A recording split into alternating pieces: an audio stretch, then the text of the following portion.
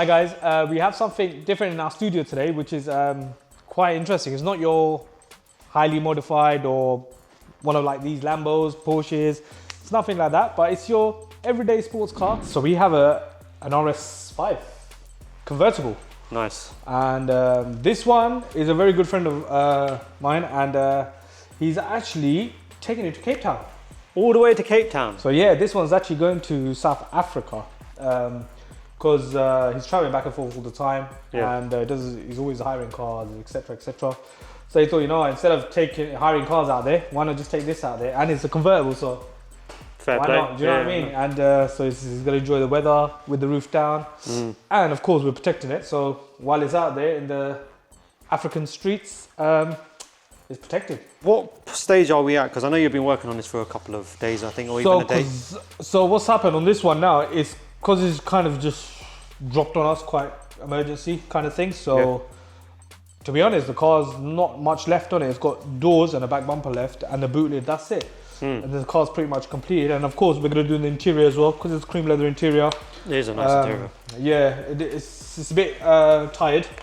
So we just need to like bring it back to life a bit and protect it. Bit of polishing, bit of cleaning. Yeah, that's it. We just don't do hypercar, supercar. We even take door handles off your average normal sports cars. Yeah. So the same pride we take in the high performance cars, we take the same in this as well. Yeah. Because at the end of the day, it's someone's pride and joy. Do you know what I'm trying to say? Yes. So for us, I always see it as that, put yourself in the customer's shoes. If the customer's paying that sort of money, make sure it's gets the same treatment. Same treatment, innit? Because at the end of the day, you wouldn't like it if I take my car there and they don't do a good job on it, etc., etc. So yeah, man, just always looking after our people, basically. Sick. So what are we going to do now? I think we're going to go and do the doors first, I think. Yeah. So I'm just gonna get them plotted, and gonna get them prepped, and then gonna slap the doors on for you. All right, sick. Let's get into that now. Cool.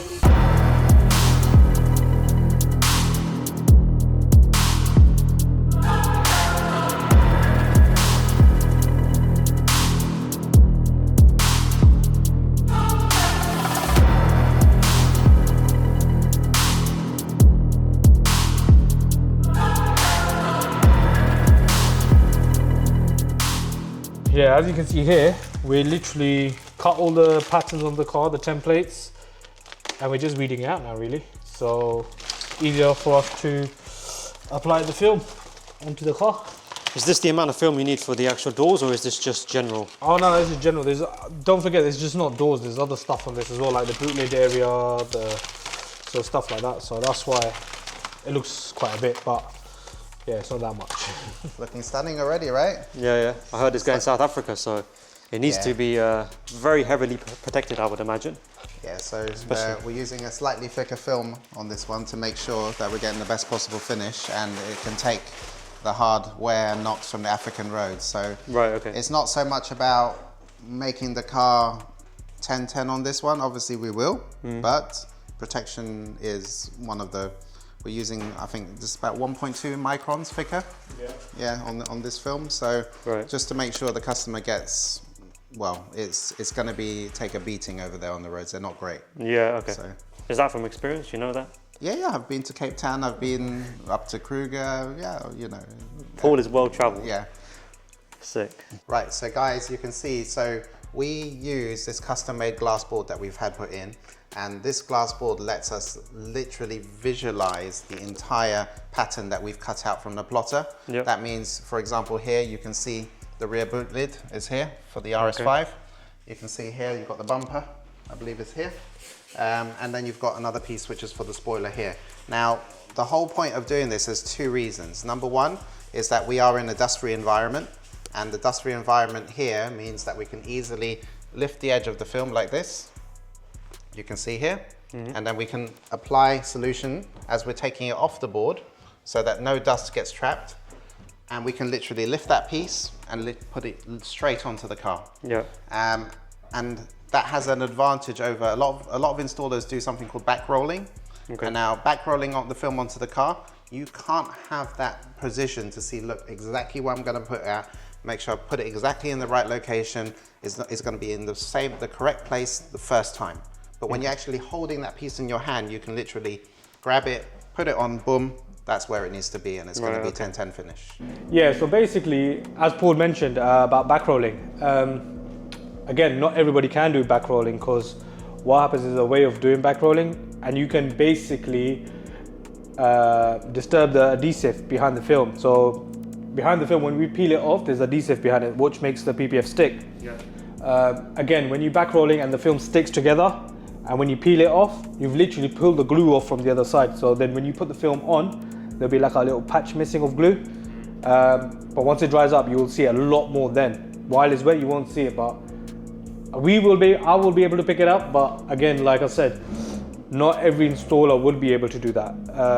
It takes certain skill set to do that, if that makes sense. So again, like I said, I learned it over time. It's not something that I knew straight away. So it takes time to learn, etc. and all that kind of stuff. So yeah, that's it really. But yeah, back rolling again, it's not easy. But yeah, like Paul said, because we've got a dust-free environment, it's a lot easier for us to lift the door, take it direct to the section we want to take it to whatever we're doing, and then just putting it on, and it'll be dust-free pretty much. So as you can see, like, it's all dust-free anyway, because it's all enclosed, so there's no dust coming in here or anything like that. So yeah, we're good.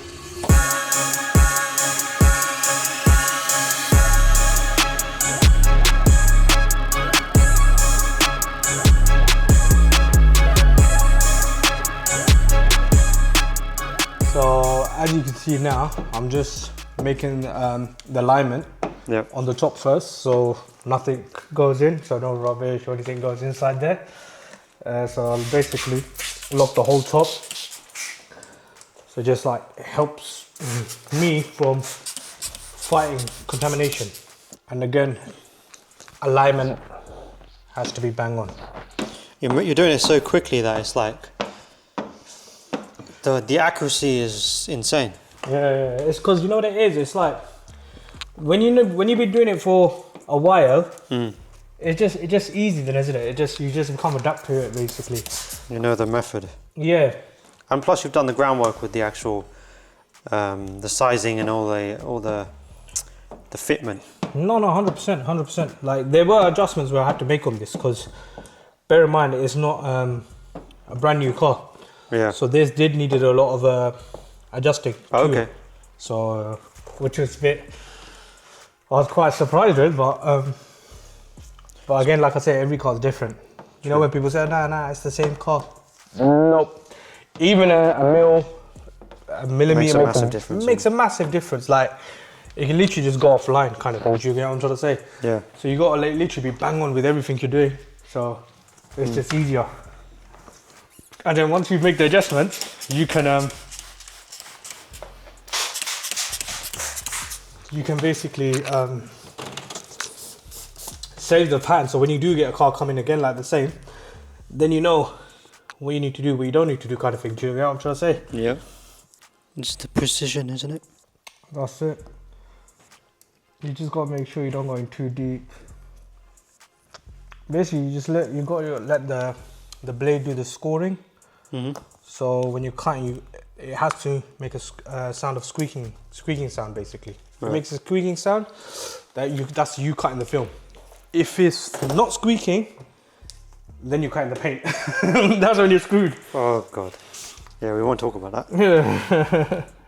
See, because as the film's thick, there's quite a bit of tension in there, so. You don't use heat in this situation, do you? Nah. So what you need to understand, this is not vinyl. Yeah. This is PPF. So with the PPF, you got to literally manipulate the film yourself. You can use heat, but I wouldn't recommend it, because what happens is you can burn the film.